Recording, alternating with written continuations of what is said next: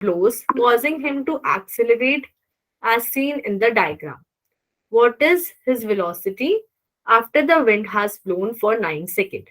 मतलब विष्णु साइकिल चला रहा था स्ट्रेट लाइन पे और शुरू में उसकी वेलोसिटी थी 5 मीटर पर सेकेंड।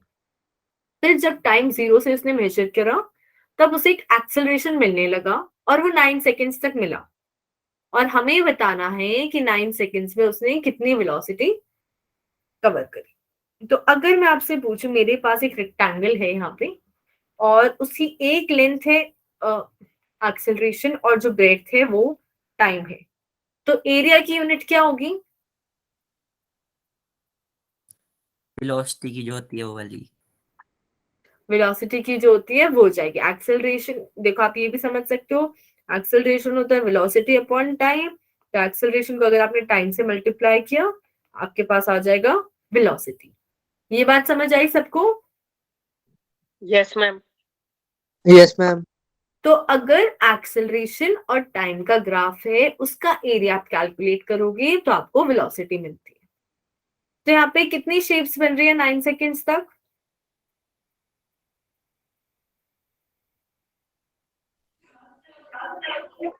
बताओ। एक ही बन रही है 9 सेकेंड पे। एक और, चलो मैं इसको टेन कर देती हूँ। अब कितनी बन रही है? हम दो बन रही है, एक ये और एक ये। ऊपर वाली शेप कौन सी है? ट्रेपीजियम। ट्रेपीजियम है। ट्रेपीजियम का एरिया क्या होता है? Half multiply H half multiply into base sum of parallels. Correct, half into height और सम ऑफ पैरेलल साइड। तो जो पहले वाला ट्रेपीजियम है उसका सब लोग एक बार ट्राई करो एरिया कैलकुलेट करना। हाइट ढूंढो, बेस ढूंढो, दोनों।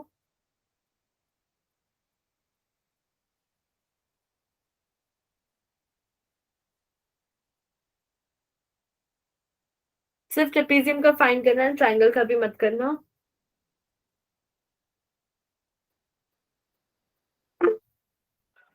जिसका आंसर आए वो बोल सकता है। नीलेश बोलो।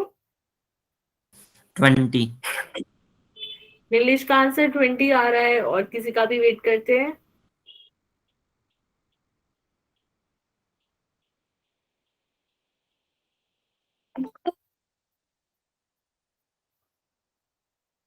और किसी का आंसर नहीं आया?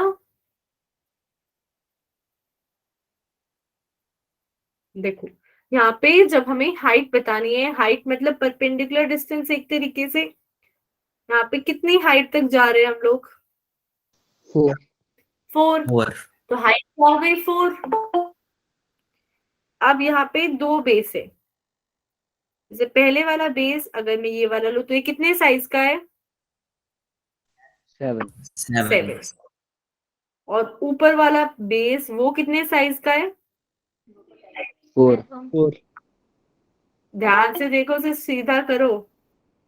3 साइज का है वो। तो हमारे पास इससे एरिया कैलकुलेट करेंगे तो ये 4 को 2 ने कैंसिल कर दिया तो हमारे पास आया 10 2 जा 20। समझ आया सबको कैसे किया है? Yes ma'am. अब यहाँ पे जो नीचे ट्राइंगल है उसका एरिया ट्राई करो। हमारे पास ये हो गया बेस और ये हो गई हाइट। ये है -1, ये -2। Correct answer Ayush?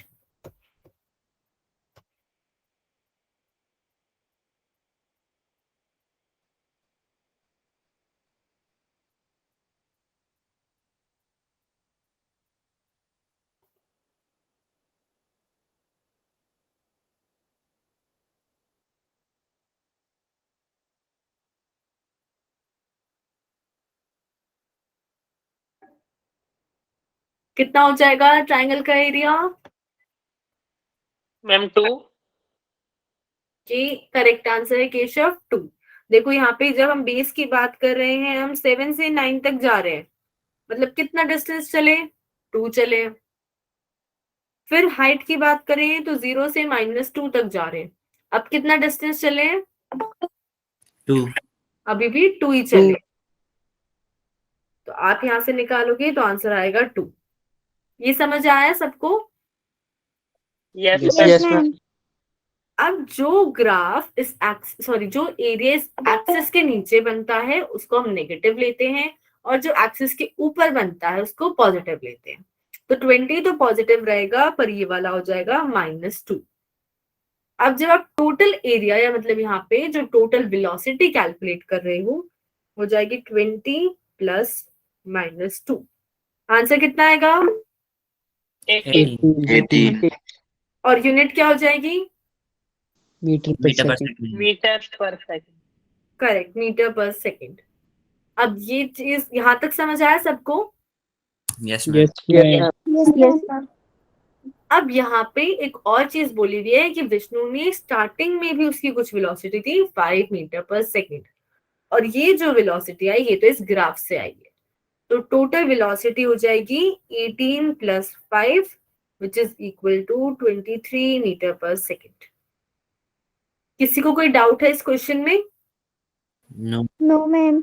Ma'am important point यही है कि एक्सिस के जो नीचे वाला एरिया होता है उसको नेगेटिव लेना है, और जो ऊपर वाला एरिया है उसको पॉजिटिव।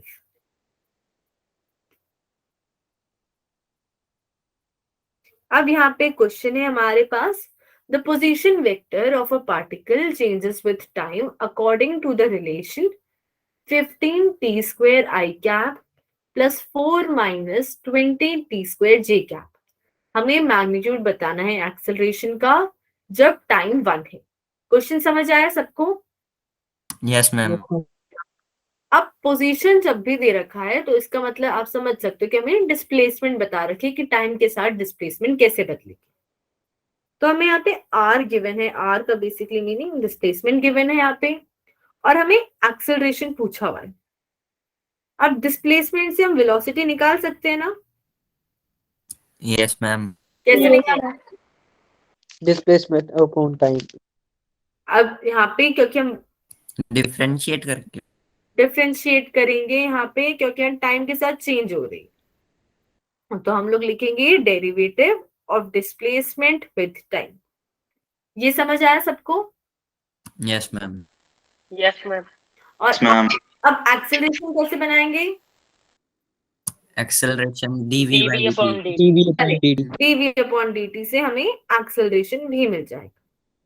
तो सबसे पहले वेलोसिटी निकालते हैं। वेलोसिटी के लिए d बाई dt, अंदर जो टर्म है 15 t square I cap plus 4 minus 20 t square J cap.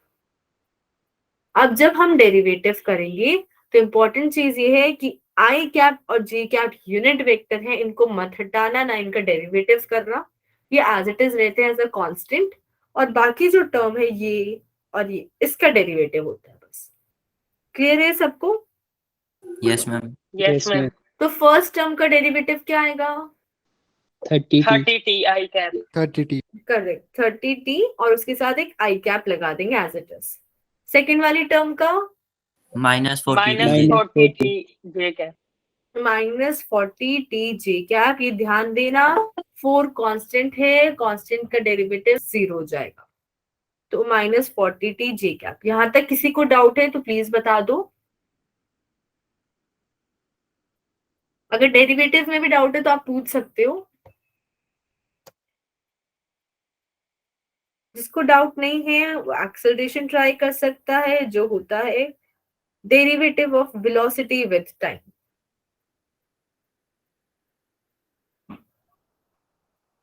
जिसका हो जाए वो फर्स्ट टर्म बता सकता है क्या आएगी? 30 i cap -40 j cap. 30 correct, 30 I cap -40 J cap, dt upon dt 1 हो जाएगा। बाकी स्टूडेंट्स को समझ आ रहा है डेरिवेटिव या नहीं आ रहा है? Yes, ma'am ma'am. आ रहा है। हमारा ओके। अब यहाँ पे ये तो हमने एक्सेलरेशन निकाल तो दिया, पर उसने पूछा था वैल्यू बतानी है जब टाइम 1 है, तो अब 1 कहाँ पे पुट करें? मैम t तो बचानी तो नहीं कर सकते। करेक्ट, ये एक्सेलरेशन के फॉर्मूले में कहीं भी टी नहीं आ रहा है। जैसे बाकी बैचेस में मेरे को आंसर मिला था कि आई कैप और जे कैप में पुट कर देंगे, तो वो मत करना। आई कैप और जे कैप यूनिट वेक्टर है, उसमें वैल्यू नहीं पुट कर सकती। टी की वैल्यू टी में ही पुट करेंगी। क्योंकि यहाँ पे टी नहीं है, मतलब एक्सेलरेशन टाइम के साथ नहीं बदल रहा है, तो एक्सेलरेशन क्या हो गया? कांस्टेंट। पर यहाँ पे पूछा हुआ है मैग्नीट्यूड, तो मैग्नीट्यूड कैसे निकालेंगे इसका? अंडर रूट करेंगे And और स्क्वायर 30 करेंगे। square, 40 square and it. अब नीलेश आंसर नहीं करेगा इसका मैग्नीट्यूड, मेरे को बताओ एक्सेलरेशन का मैग्नीट्यूड क्या आएगा? 50। 50 आएगा, करेक्ट। हम लोग देख लेते हैं यहाँ से। सबसे पहले 30 का स्क्वायर करना है, फिर -40 का स्क्वायर। अब -40 का स्क्वायर करते हुए याद रखना कि नेगेटिव का भी स्क्वायर पॉजिटिव हो जाता है।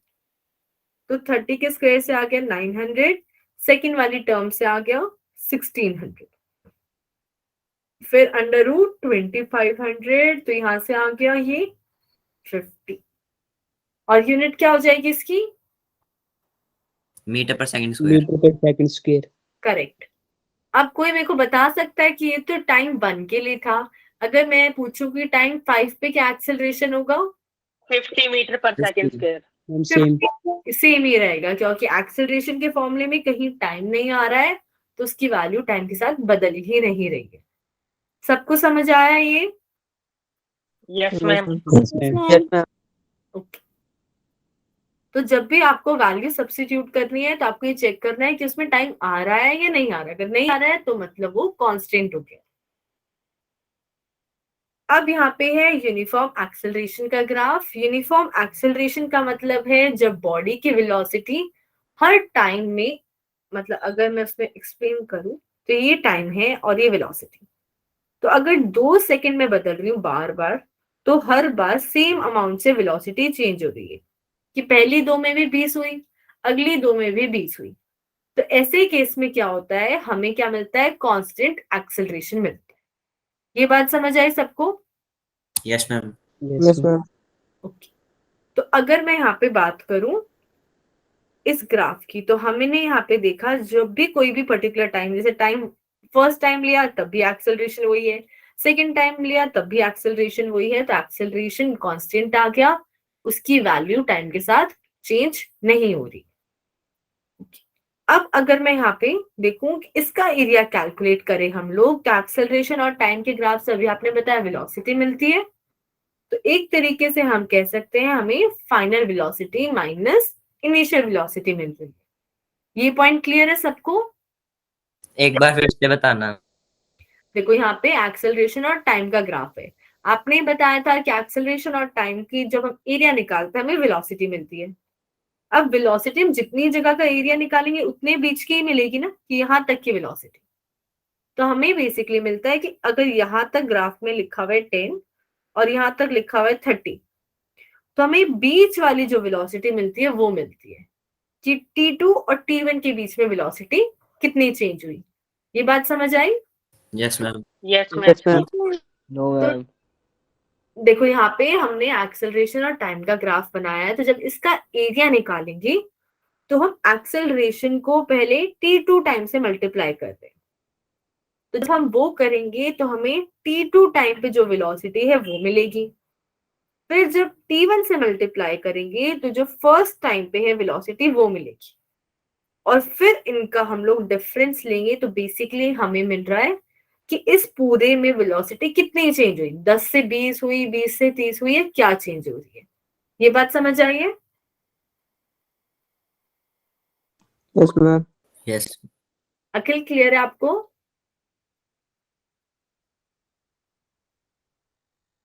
Yes, ma'am.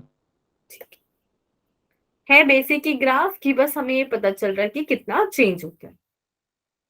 अब यहाँ पे ग्राफ सारे एक्सप्लेन्ड है, तो हमारे पास अगर मैं बात करूं डिस्प्लेसमेंट और टाइम का ग्राफ, तो उसका स्लोप तो हमें वेलोसिटी देता है, पर अगर आप एरिया कैलकुलेट करो जो होता है x multiply by T metre second, तो कोई भी इंपॉर्टेंट चीज नहीं बनाता है, तो हम ये कैलकुलेट नहीं करते, ये वेस्ट हो जाता है। ठीक है, हम डिस्प्लेसमेंट टाइम ग्राफ से मोस्टली बस स्लोप ही कैलकुलेट करते हैं। अब फर्स्ट ग्राफ है हमारे पास स्टेशनरी बॉडी का, जिसमें क्या हो रहा है, टाइम तो बदलता जा रहा है पर जो पोजीशन है वो क्या है उसकी फिक्स हो गई है। ये पॉइंट क्लियर है सबको? Yes ma'am.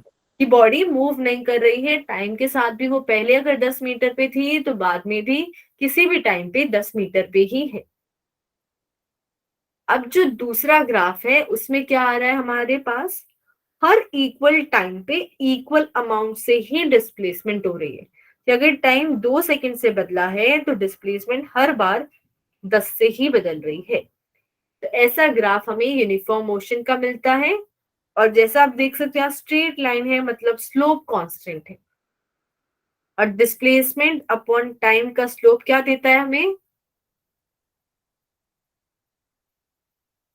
वेलोसिटी वेलोसिटी देता है। तो इसलिए यहाँ पे क्योंकि स्लोप नहीं बदल रहा है स्ट्रेट लाइन के कारण, तो हमें कांस्टेंट वेलोसिटी मिलती है। अब उससे अगला जो ग्राफ है वो क्या है, कांस्टेंट एक्सेलरेशन का। तो आपको पता है सेकेंड इक्वेशन ऑफ मोशन क्या होती है, यस मैम। Yes ma'am. क्या होती है बताओ। S is equals to UT plus half AT square। Correct, S equals to UT plus half AT square. तो अगर एक्सेलरेशन एग्जिस्ट करता है तो आप देख सकते हो जो डिस्प्लेसमेंट है वो टाइम की पावर 2 पे डिपेंड करती है। मतलब किस टाइप की इक्वेशन है ये, क्वाड्रेटिक है। Directly proportional.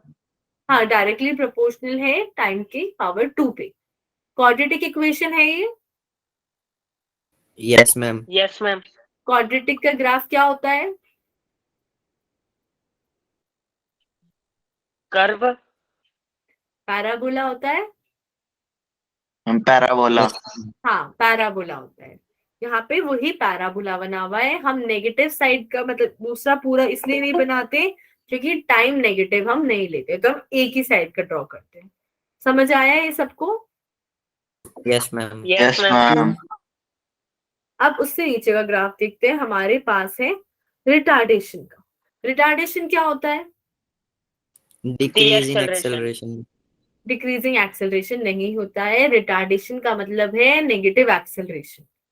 एक्सेलरेशन जब मैं बोल रही हूँ तो वो ये चाह रहा है कि वेलोसिटी इंक्रीज होती जाए। जब मैं नेगेटिव एक्सेलरेशन या रिटार्डेशन बोल रही हूँ या डेसिलरेशन बोल रही हूँ तो ये चाहता है कि वेलोसिटी डिक्रीज होती जाए। बोलो नीलेश। हमारे सर ने बोला था कि रिटार्डेशन में नेगेटिव एक्सेलरेशन होना जरूरी नहीं है, वो बस एक्सेलरेशन से कम होती है। वो डिक्रीजिंग एक्सेलरेशन कहते हैं। रिटार्डेशन का मतलब है हमारे पास एक्सेलरेशन नेगेटिव है। अगर हमारे पास एक्सेलरेशन होगा तो हमारे पास हमेशा फर्स्ट वाला ग्राफ मिलेगा कि चाहे कम है पर वेलोसिटी इंक्रीज हो रही है ना उस केस में। Yes ma'am. पर अगर मैं बात कर रही हूँ कि हमारे पास क्या है, नेगेटिव एक्सेलरेशन हो रहा है, तो जैसे आप इस केस में देखो टाइम बढ़ता जा रहा है। शुरू में तो डिस्प्लेसमेंट इंक्रीज हो रही थी पर एक टाइम के बाद वो कांस्टेंट आ जाएगी क्योंकि हमारी वेलोसिटी इंक्रीज होनी बंद हो गई। Yes ma'am. ये बात समझ आई। और वो धीरे धीरे वो नेगेटिव में चला जाता है क्योंकि वो बॉडी चाह रही है कि वो रुकता जाए। सबको समझ आया रिटार्डेशन क्या होता है। Yes ma'am. अब नेक्स्ट जो ग्राफ है वो हमारे पास एक बार रिपीट करना। देखो, रिटार्डेशन का मतलब है नेगेटिव एक्सेलरेशन। जैसे जब आप नॉर्मली एक्सेलरेशन लगा रहे हो और आप 2 की स्पीड से चल रहे हो तो ये चाहेगा एक्सेलरेशन कि आपकी स्पीड हो जाए 4। ये बात सबको समझ आ रही है। अनेक यस मैम। अब जब हम रिटार्डेशन लगा रहे हैं तो रिटार्डेशन चाहेगा कि अगर आपकी 2 की स्पीड है ना तो ये आपकी स्पीड बंद कर दे, मतलब जो पहले की वैल्यू थी उससे कम कर देगा ये। और डिक्रीजिंग एक्सेलरेशन का मतलब होता है कि अगर जैसे मान लो पहले जो एक्सेलरेशन था वो आपकी वैल्यू कर रहा था 2 से 4, तो डिक्रीजिंग का मतलब है टाइम के साथ ये थोड़ा कम चेंज कर पाएगा कि भाई 4 से 5 कर पा रहा है, फिर 5 से 5.1 कर पा रहे हैं, पर कभी भी वेलोसिटी को कम नहीं करता है। तीनों समझ आया है ये। Yes ma'am. Yes ma'am. तो नॉर्मल एक्सेलरेशन आपकी वेलोसिटी इंक्रीज करना चाहता है, रिटार्डेशन आपकी वेलोसिटी कम करना चाहता है, डिक्रीजिंग एक्सेलरेशन आपकी वेलोसिटी बढ़ाना तो चाहता है पर थोड़ा स्लोली बढ़ा पाता है। अब यहाँ पे हमारे पास जो लास्ट ग्राफ है वो है इनफाइनाइट वेलोसिटी का। उसमें क्या है, अगर मैं एक ही टाइम पे मान लो पूरे इंडिया का चक्कर लगा दूं, मतलब मेरी डिस्प्लेसमेंट इनफाइनाइट हो जाए, तब मेरी होती है इनफाइनाइट वेलोसिटी। पर क्या ये एक्चुअली में पॉसिबल है? No ma'am. No, ma'am. No, ma'am. Possible नहीं है, ये बस हम ग्राफ में ड्रॉ करते हैं। तो इनकेस ग्राफ आता है तो आप उसको ऐसे चूज कर सकते हो कि इनफाइनाइट का मतलब आपने एक ही टाइम में सारा डिस्प्लेसमेंट कर दिया। इन ग्राफ्स में किसी को डाउट है? No ma'am. No ma'am. सबको क्लियर है सारे के सारे पांचों के? Yes, ma'am. लास्ट वाला बता दो फिर से। लास्ट वाले का मतलब है, देखो जब हम ग्राफ बनाते हैं तो ऊपर की तरफ क्या होता जाता है, एरो कहाँ तक जाता है, ये इन्फिनिटी तक जाता है। इन्फिनिटी तक। हाँ, तो यहाँ पे देखो हमारे पास टाइम एक है पर ये डिस्प्लेसमेंट इन्फिनिटी तक जाती जा रही है, कि एक ही टाइम पे हमारा जो डिस्प्लेसमेंट है वो पूरा यूनिवर्स में हो गया। तो इसलिए हम कहते हैं जब हम लिखेंगे हमें वेलोसिटी, तो डिस्प्लेसमेंट अपॉन टाइम होता है। तो चाहे टाइम कुछ भी हो, डिस्प्लेसमेंट इन्फिनिटी हो गई, तो चाहे टाइम 10 हो या 100 हो, वेलोसिटी क्या आ जाएगी, इनफाइनाइट आ जाएगी। अब समझ आया आपको अखिल? Yes ma'am. ओके, अब यहाँ पे हम अगले नेक्स्ट पे जाते हैं, वेलोसिटी और टाइम के ग्राफ में। तो वेलोसिटी और टाइम की जब हम बात करते हैं तो स्लोप भी इंपॉर्टेंट है और एरिया भी इंपॉर्टेंट है। तो जैसे हम स्लोप फाइंड करते हैं, मतलब y वाली वैल्यू अपॉन x वाली वैल्यू जो है वेलोसिटी अपॉन टाइम, तो हमें एक्सेलरेशन मिलता है। पर जब हम एरिया की बात करते हैं, मतलब वेलोसिटी इनटू टाइम, तो हमें डिस्प्लेसमेंट मिलता है। इसमें कोई भी चीज वेस्ट नहीं है, दोनों यूजफुल होती है।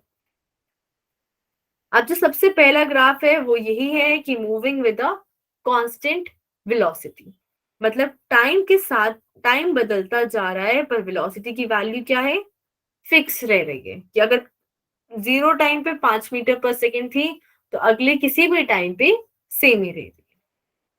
फिर नेक्स्ट ग्राफ है moving with a constant acceleration having 0 initial velocity.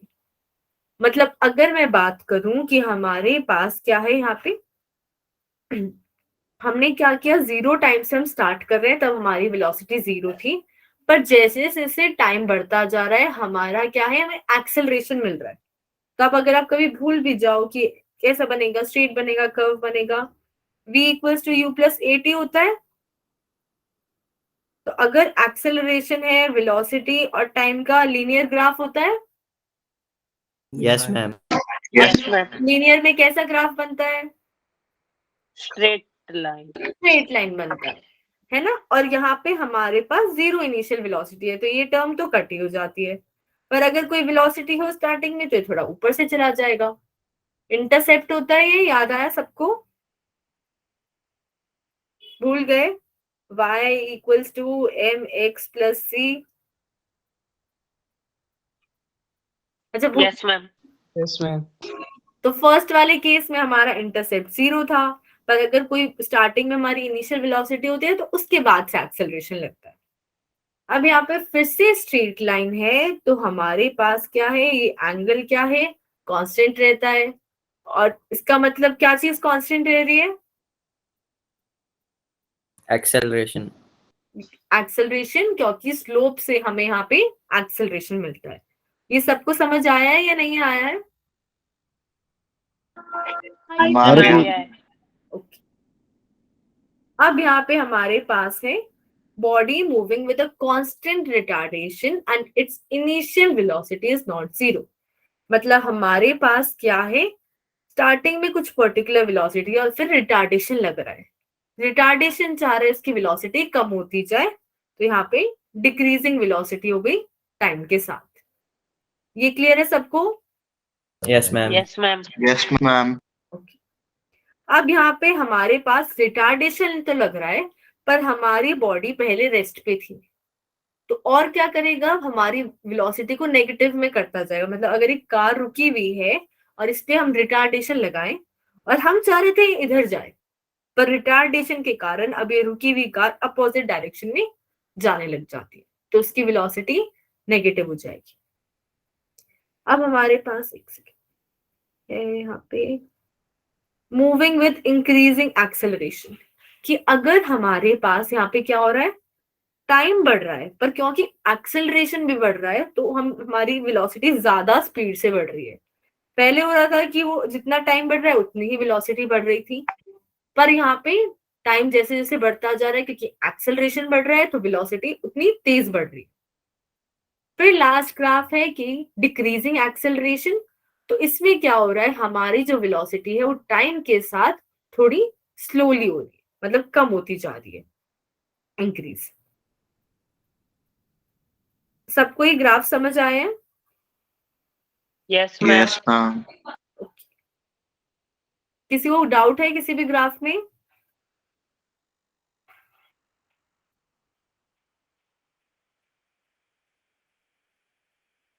तो हमारे पास अब एक्सेलरेशन और टाइम का ग्राफ आता है, तो यहाँ पे हमारे पास y एक्सिस पे है एक्सेलरेशन और x एक्सिस पे है टाइम। तो इसका जब हम स्लोप निकालते हैं तो हमें फिर से कुछ भी इंपॉर्टेंट नहीं मिलता, जर्क मिलता है, उसको हम कैलकुलेट नहीं करते जनरली। फिर हमारे पास जो इंपॉर्टेंट चीज मिलती है वो हमें मिलता है एरिया, एक्सेलरेशन और टाइम को मल्टीप्लाई करोगे तो हमें यहाँ पे वेलोसिटी मिल जाती है।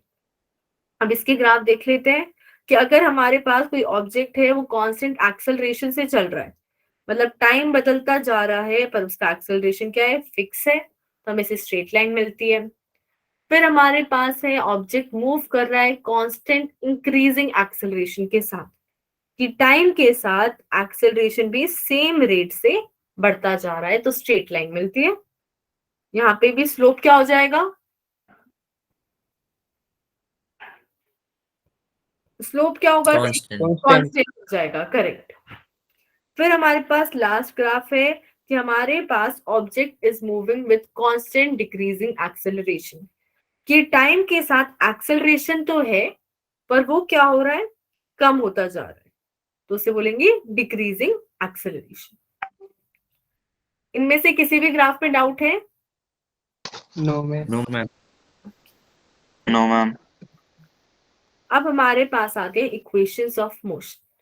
तो उनको समझने के लिए हमने यहाँ पे एक ऑब्जेक्ट लिया है जिसकी इनिशियल वेलोसिटी है u, फिर उसे कुछ एक्सेलरेशन मिला जिससे उसकी वेलोसिटी चेंज हो रही है, और उसने टोटल डिस्टेंस पार किया s, और जब उसने s पार कर दिया इतने पर्टिकुलर पोजीशन में जो उसकी वेलोसिटी है वो हो गई v। इतना समझ आया सबको? Yes yes ma'am. तो इनिशियल वेलोसिटी यहाँ पे u है, फाइनल वेलोसिटी v है, और डिस्प्लेसमेंट कितनी हो रही है, एस एस। हो रही है, करेक्ट। तो अगर मैं यहाँ पे इक्वेशंस ऑफ मोशन की बात करूँ, 3 इक्वेशंस आप बताओ क्यों, कौन कौन सी होती है? v is equals to V is equals to U plus 80, S is equals to UT plus half 80 square, V square minus U square is equals to 2S. हाँ, तीनों इक्वेशन बिल्कुल करेक्ट है। तो s क्या है, मेरे डिस्प्लेसमेंट है। तो अगर मान लो कि मैं डिस्प्लेसमेंट को लिखने का दूसरा तरीका सोचूं कि यहाँ पर जब फर्स्ट पॉइंट पे था a पे, तो मेरा कोऑर्डिनेट था 5, और जब हम b पे गए तो हमारा जो कोऑर्डिनेट हो गया वो 10। तो कितना डिस्प्लेसमेंट हुआ? 5. आपने xf माइनस xi करा? Yes ma'am. Yes, ma'am. Yes, ma'am. तो हम डिस्प्लेसमेंट को लिख सकते हैं final coordinate minus initial coordinate. तो अगर आपके पास डायरेक्ट डिस्प्लेसमेंट की वैल्यू है तो आप उससे निकाल सकते हो, पर कभी आपको इनिशियल और फाइनल कोऑर्डिनेट दे रखा हो तो आप ऐसे भी डिस्प्लेसमेंट निकाल सकते हो। तो उससे जो हमारी सेकंड इक्वेशन है वो चेंज हो जाएगी, xf equals to xi plus ut plus half 80 square. ये समझ आया सबको? Yes ma'am. Yes, ma'am. Yes ma'am. अब यहाँ पे इस चार्ट को देखते हैं। सबसे पहले है हमारे पास motion with constant velocity. Constant velocity का मतलब वेलोसिटी नहीं बदल रही है, जैसे स्टार्टिंग में देखो, बीच में देखो या बाद में। तो हमें एक्सेलरेशन क्या हो जाएगा जब वेलोसिटी नहीं बदल रही है? तो Constant. Constant zero. Zero. Correct, zero हो जाएगा। जब वेलोसिटी नहीं बदल रही है तो एक्सेलरेशन जीरो हो जाएगा। तो पोजीशन या टाइम निकालने के लिए हम डायरेक्ट ये वाला फॉर्मूला यूज कर सकते हैं। फिर अगर हमारे पास एक्सेलरेशन होता है तो हमारे पास वही इक्वेशन आ गई, v equals to u plus at, s equals to half u plus v into t, s equals to ut plus half at square और v square equals to u square plus 2as। ये equation clear है सबको? Yes, ma'am. Yes, ma'am. अब last वाला जो part बचा वो क्या है, हमारे पास क्या है, चेंजिंग एक्सेलरेशन। चेंजिंग एक्सेलरेशन का मतलब है एक्सेलरेशन कुछ ऐसा होगा जैसे 18t स्क्वायर, वो वैल्यू ऑफ एक्सेलरेशन जो टाइम के साथ बदल रही है। ऐसे ही अगर डिस्प्लेसमेंट भी ऐसे दे रखा है 18 इंटू टी की पावर 3 या कुछ भी, तो डिस्प्लेसमेंट भी क्या है यहाँ पे टाइम के साथ बदल रहा है।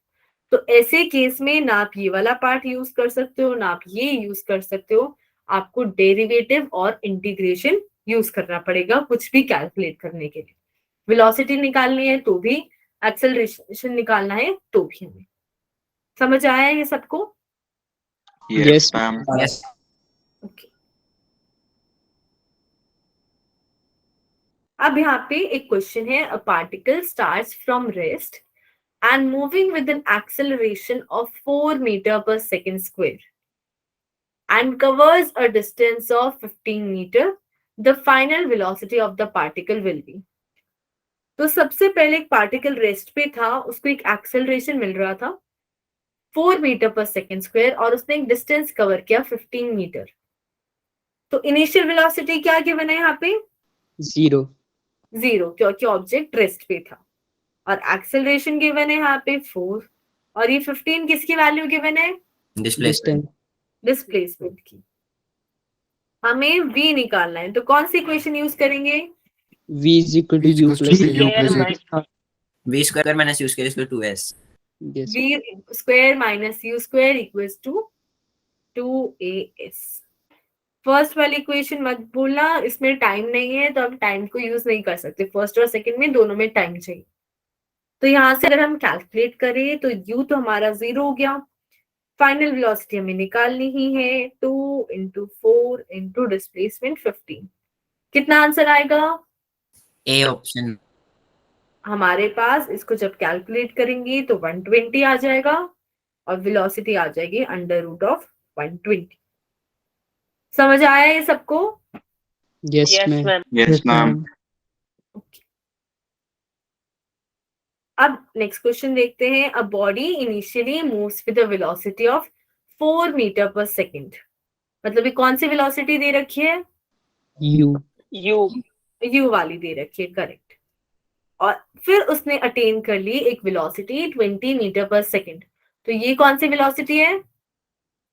Final. Final. करेक्ट। और टाइम कितना लग रहा है इस पूरे प्रोसेस में? 4 seconds. 4. 4 second. second. 4 सेकेंड। हमें क्या निकालना है यहाँ पे? Acceleration. Accelerate. कौन सी इक्वेशन यूज करें?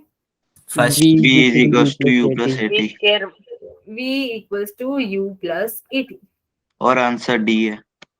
आंसर डी है, चेक कर लेते हैं, आंसर करेक्ट है।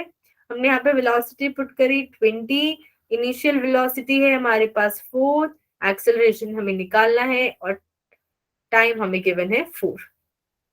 तो यहाँ से जब कैलकुलेट करेंगे ये 4 इधर जाएगा, 16 इक्वल्स टू 4 इंटू 8, तो एक्सेलरेशन आ गया 4 मीटर पर सेकेंड स्क्वायर। समझ आया सबको? Yes. Yes. Yes, Yes, ma'am. ma'am. Okay.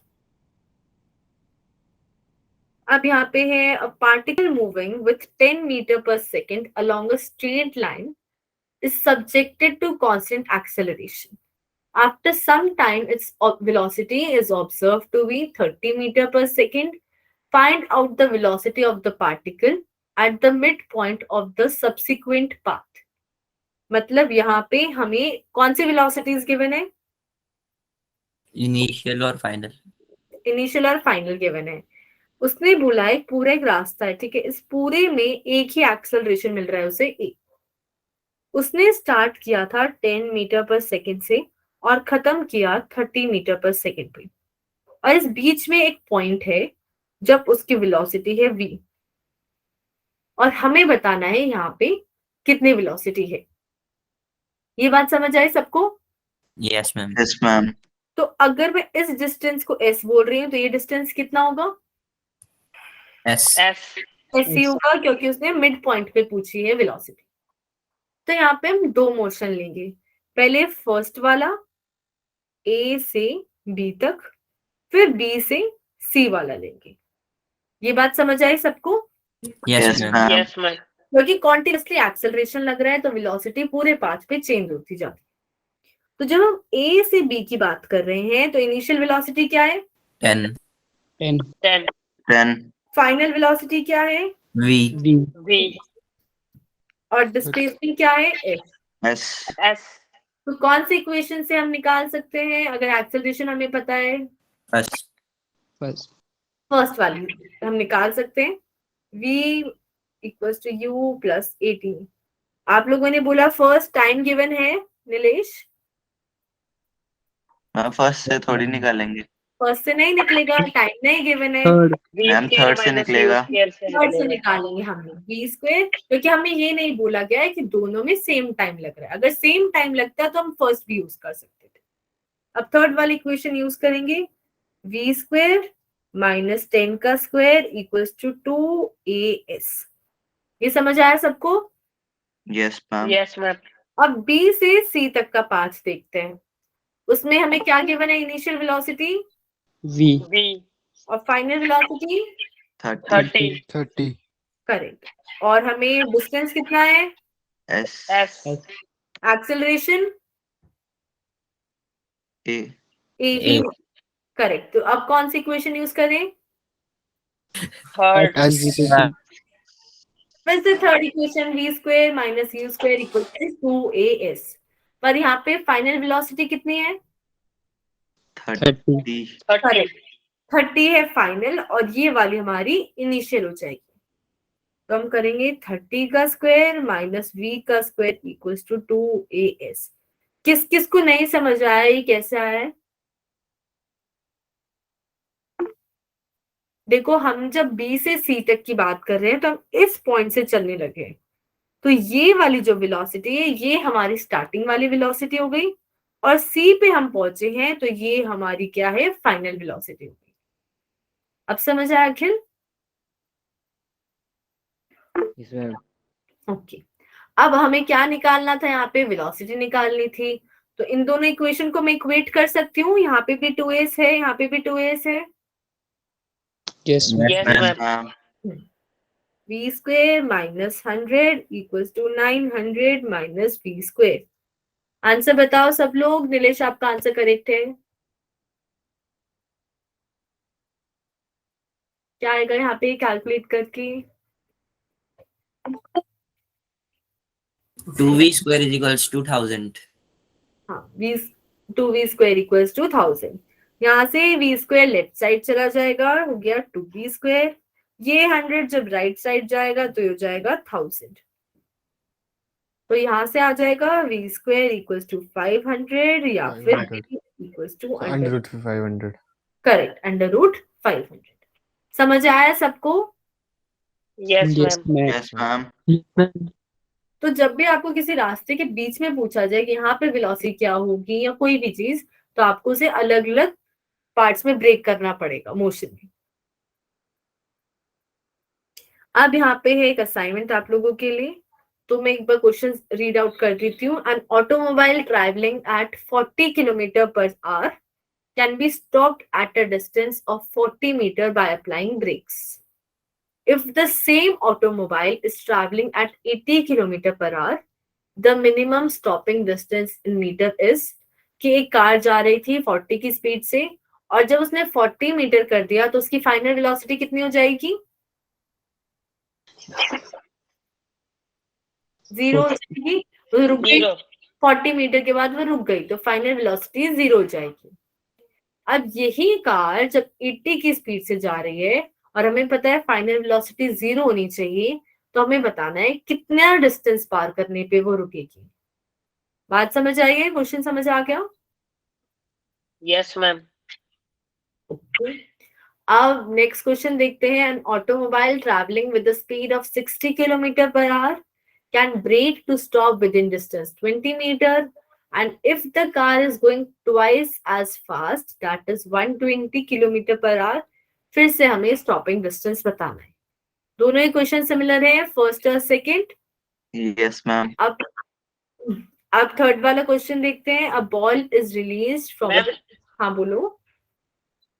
Ma'am इन दोनों क्वेश्चनों में स्पीड को पहले मीटर पर सेकंड में करना है कन्वर्ट। हाँ करना पड़ेगा क्योंकि डिस्टेंस मीटर में है ना। Yes ma'am. हाँ तो अगर डिस्टेंस किलोमीटर में होता तो जरूरत नहीं थी, पर क्योंकि डिस्टेंस भी मीटर में है तो आपको करना पड़ेगा। अब क्वेश्चन नंबर 3 में है हमारे पास, a ball is release from the top of a tower of height h metre, it takes t seconds to reach the ground. What is the position of the ball in t/3 seconds? कि उसे t second लग रही थी ground पे आने में। तो पहले बता, जब बॉल को ऊपर से फेंकते तो उसकी इनिशियल वेलोसिटी क्या होती है? 0 0 जीरो। Zero, correct. और जब वो नीचे की तरफ आ रहा है तो एक्सेलरेशन क्या हो जाएगा? 9.8 9.8। ठीक है, और हमें उसकी पोजीशन बतानी है t/3 सेकेंड में। हो जाएगा ये? Yes ma'am. Yes ma'am. अब यहाँ पे है next question, from a building two balls A and B are thrown such that A is thrown upwards and B is thrown downwards. दोनों की वेलोसिटी दे रखी है VA and VB। हमें बताना है when they are reaching the ground then which velocity is greater।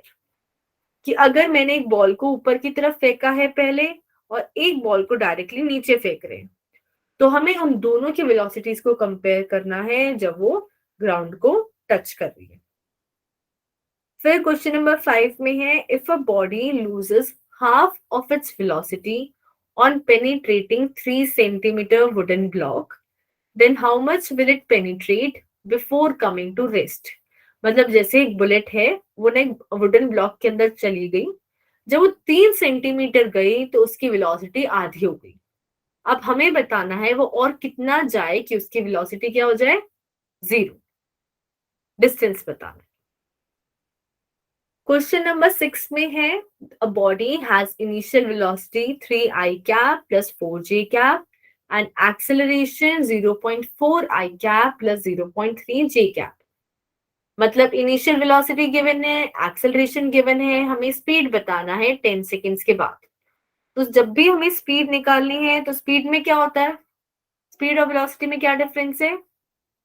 एक scalar है और एक वेक्टर है। हाँ, तो यहाँ पे वेलोसिटी और एक्सेलरेशन में दोनों में डायरेक्शन लगी हुई है।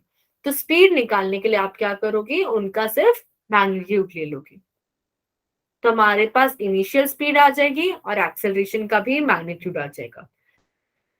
या फिर आप फाइनल आंसर निकाल के जो आपके पास वेलोसिटी आएगी आप उसका भी मैग्नीट्यूड ले सकते हो। क्लियर है सबको? Yes ma'am. Yes, ma'am. तो ये क्वेश्चन आपको कल ट्राई करके लाने हैं, और प्लीज किसी भी पर्टिकुलर पार्ट में डाउट है तो प्लीज ले आना। अभी क्लियर हो जाएगा तो बेटर है, फिर बाद में कंसेप्ट वीक हो जाते हैं। अगर किसी को आंसर कंफर्म करना है तो यहाँ पे सॉल्यूशंस हैं। प्लीज पूरा सॉल्यूशन कॉपी करके मत करना, वरना कोई फायदा नहीं है। अगर बिल्कुल ही नहीं आइडिया मिल रहा है तो आप प्लीज पूछना नेक्स्ट क्लास में। अब हमारे पास है रिलेटिव वेलोसिटी एंड एक्सेलरेशन। तो फॉर एग्जांपल अगर मैं बात करूं ए बी सी, यहाँ पे 3 दोस्त हैं, एक का वेट है 50, एक वेट नहीं, चलो वेट की बात नहीं करते।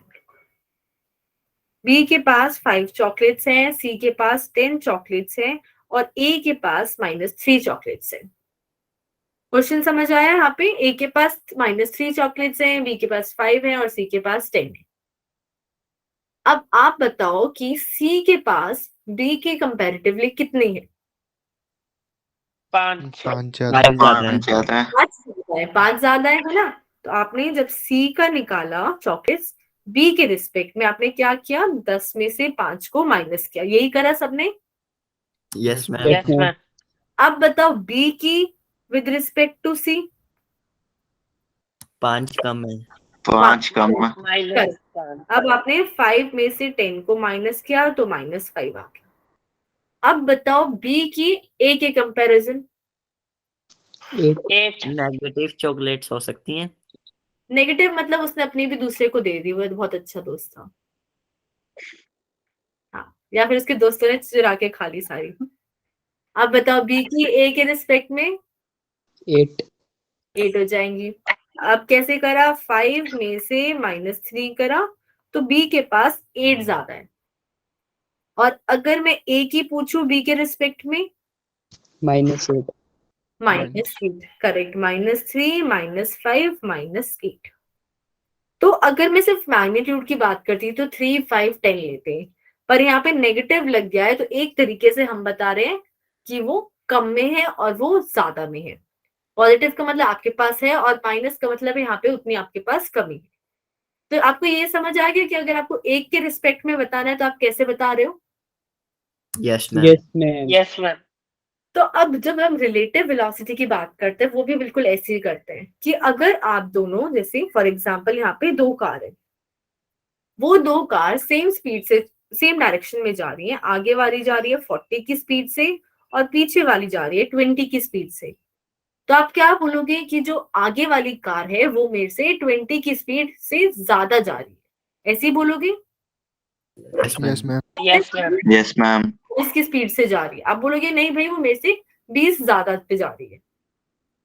तो हमने क्या किया, अगर हमें बताना है फर्स्ट वाले की विद रिस्पेक्ट टू सेकंड, तो हमने क्या किया, फर्स्ट वाले की वेलोसिटी ली 20 और दूसरे वाले में से सब्ट्रैक्ट करके देखा, हमारे पास आया -20, मतलब हमारे पास 20 की कमी हो रही है।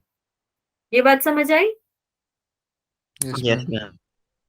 वहीं अगर सेकंड वाला देखता फर्स्ट वाले के कंपैरिजन, तो वो बोलता मैं तो तेरे से 20 की स्पीड से तेज जा रहा हूँ, ऐसे ही बोलता वो।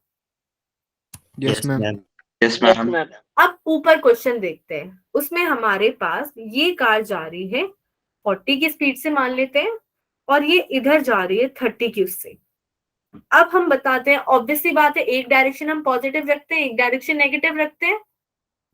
Yes ma'am. तो generally Yes, ma'am. Right side वाली उसको हम पॉजिटिव लेते हैं, जो लेफ्ट साइड वाली है उसको नेगेटिव लेते हैं। तो अब अगर मैं इसको बोल रही हूँ फर्स्ट और इसको बोल रही हूँ सेकंड, तो वेलोसिटी ऑफ फर्स्ट बताओ विद रिस्पेक्ट टू सेकंड क्या हो जाएगी। 70। 70 हो जाएगी, है ना। हमने क्या किया, 40 माइनस -30, मतलब आप क्या बोलोगे, सेकंड वाली के कंपेयर जब आप कर रहे हो तो फर्स्ट वाला उसके कंपेरेटिव 70 की स्पीड से जा रहा है और सामने वाली डायरेक्शन में, ऐसे ही बोलोगे। Yes ma'am. Yes, ma'am. Yes ma'am. अब उल्टा निकालो, V21 -70। -7। -70.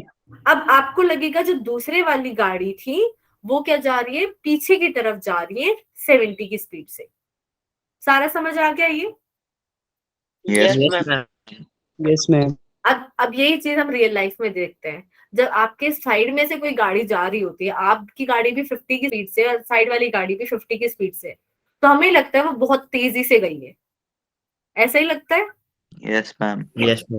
पर यस मैम। actually क्या हो रहा है, वो आप और वो वाली जो कार थी वो दोनों अपोजिट डायरेक्शन में जा रही हैं, इसलिए आपकी जो वेलोसिटीज है वो एडअप होकर अपोजिट डायरेक्शन में इतनी बड़ी वैल्यू करती है। पर वहीं अगर आप सेम डायरेक्शन में जा रहे हो तो आप बस यही बोल सकते हो मेरे से तेज जा रही है या धीरे, आपको ऐसा नहीं लगता कि वो बहुत तेज जा रही है। जैसे अगर सिंपल एग्जांपल लेते हैं पेड़ का, अगर आपकी गाड़ी चल रही है पर पेड़ तो रेस्ट पे रहते हैं हमेशा, Yes, ma'am. अगर हमारी कार 40 की स्पीड से जा रही है तो हमें लगता है पेड़ भी 40 की स्पीड से ही पीछे की तरफ जा रहे हैं। वो भी क्या है, हमारी रिलेटिव वेलोसिटी है। हम एक चीज की वेलोसिटी दूसरे से कंपेयर करते हैं तो हम रिलेटिव वेलोसिटी निकालते हैं, और ऐसे ही हम रिलेटिव एक्सेलरेशन भी निकाल सकते हैं। जिसकी वेलोसिटी आप कंपेयर कर रहे हो पहले आप उसी की लिखोगे और जिसके रिस्पेक्ट में कर रहे हो उसमें से सब्ट्रैक्ट करोगे। ये बात समझ आई। Yes ma'am.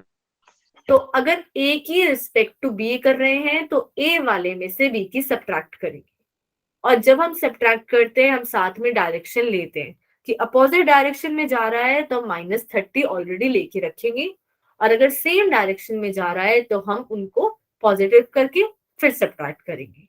अगर आंसर नेगेटिव में आ रहा है मतलब वो अपोजिट डायरेक्शन में आ रहा है, और पॉजिटिव में आ रहा है मतलब दोनों की जो रिलेटिव वेलोसिटी है वो सेम ही डायरेक्शन में आ रही है। समझ आया रिलेटिव वेलोसिटी क्या होता है। Yes ma'am. Yes ma'am. Okay, अब यहाँ पे एक क्वेश्चन है। उससे पहले मैं पूछना चाहती हूँ कि मैं बहुत ज्यादा फास्ट तो नहीं पढ़ा रही हूँ? No ma'am. No ma'am. No, ma'am. सबको समझ आ रहा है ना concept? Yes ma'am. Yes, ma'am.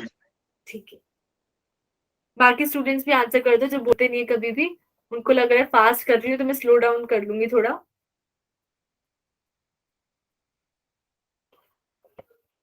सब लोहड़ी मनाने गए हैं अभी, है ना, पार्टी कर रहे हैं।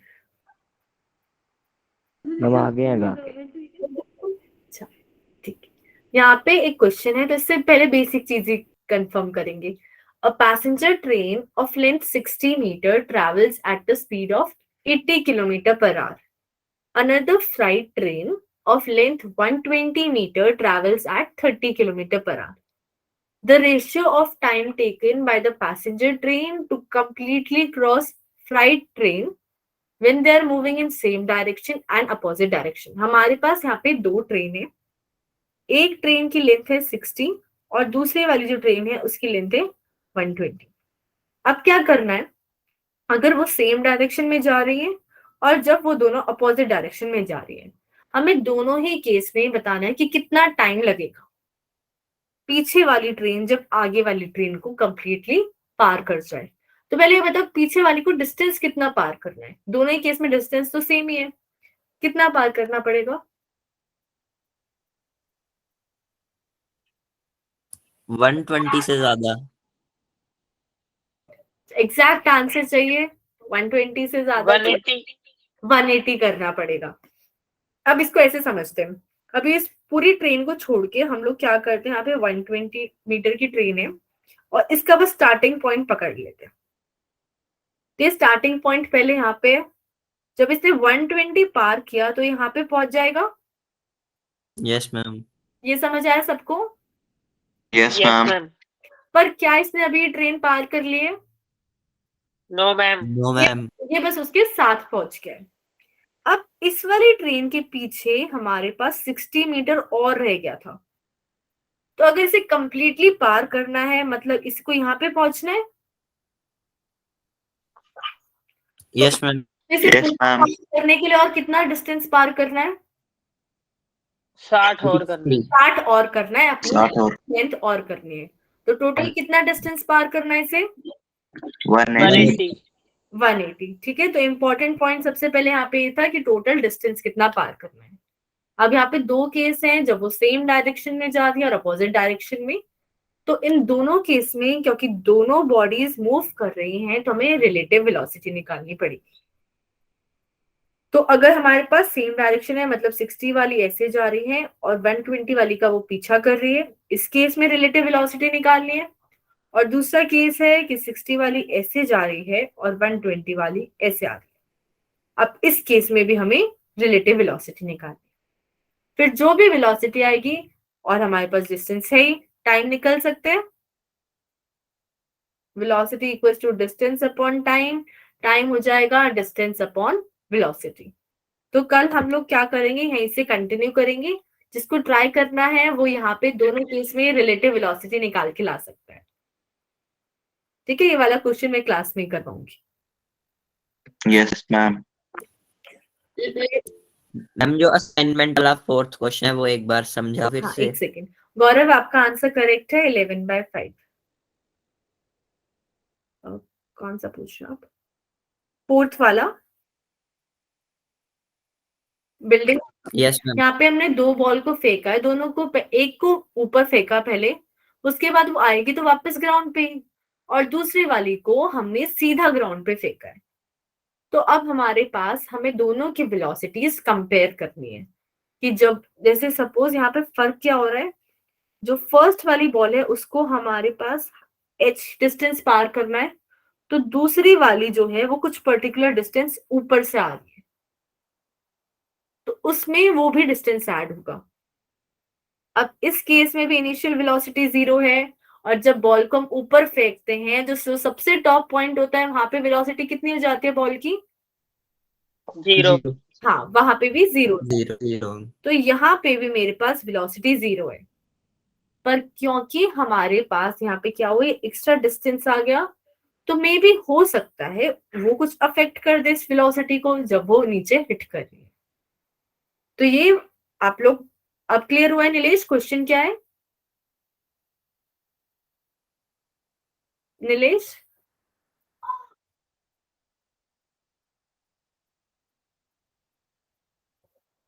नीलेश मैम लेफ्ट कर गया वो। लेफ्ट ही कर गया, यहाँ पे है ही नहीं। ओके ठीक है, देन कंटिन्यू करेंगे नेक्स्ट क्लास पे। मेरी भी नेक्स्ट क्लास का टाइम हो रहा है अभी। Bye good bye, night ma'am. Good night.